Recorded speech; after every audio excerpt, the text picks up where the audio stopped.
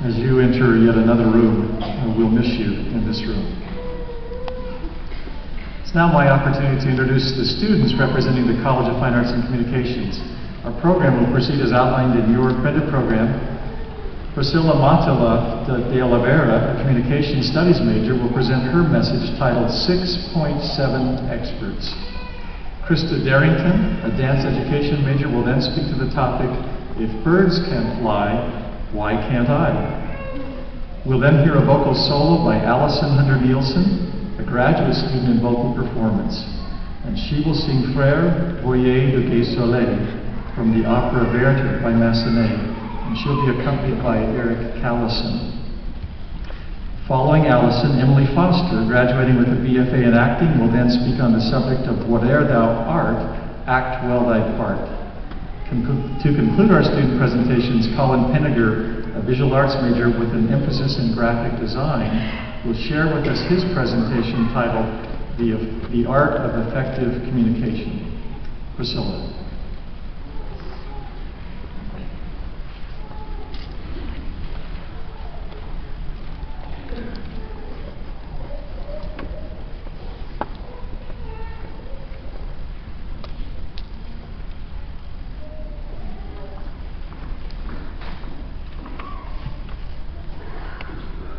I'm honored to be speaking to you today.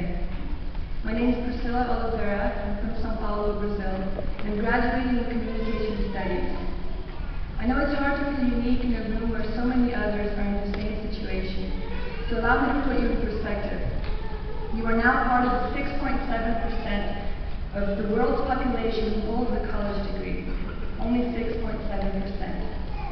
To some of you, graduating from college comes as no surprise.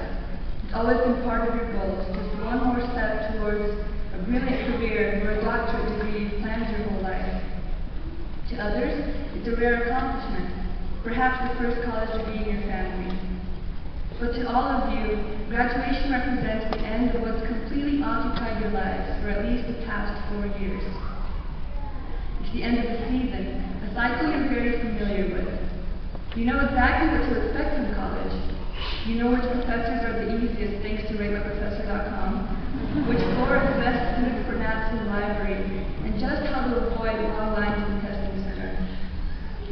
But as of today, you face the unknown. Whether you're moving on to graduate school or to work in your chosen field, it's unfamiliar territory. Naturally, you may start to doubt and wonder why in the world you don't feel as ready as you should. When I came to college, I had this crazy belief that by the time I graduated, I'd be an expert in my field. I'd be ready for any job fresh out of graduation related to my major. The fact is, I barely scratched the surface of what I still want to learn. In the communications department, I've met wonderful professors who have taught me to wonder, who have taught me to question, and whose examples of a lifelong search for knowledge will continue to influence me in the future. I've had countless opportunities to conduct research, challenge my own creativity, and apply communication theories in ways that I wouldn't have been able to anywhere else. In one of my classes this past winter semester, I had the opportunity to work with a group of students in a project that won the Top Paper Award at the Undergraduate Scholars Research Conference sponsored by the Western States Communication Association. The Brimhall Building, home of all the communications majors, is named after George H. Brimhall, a past president of BYU. BYU's website states, alumni who attended Brigham Young University between 1904 and 1921 were often heard to say, I attended the Y in the good old Brimhall days. This is a compliment to the spirit and personality of George H. Brimhall, for he breathed into the school a special charisma which people never forgot.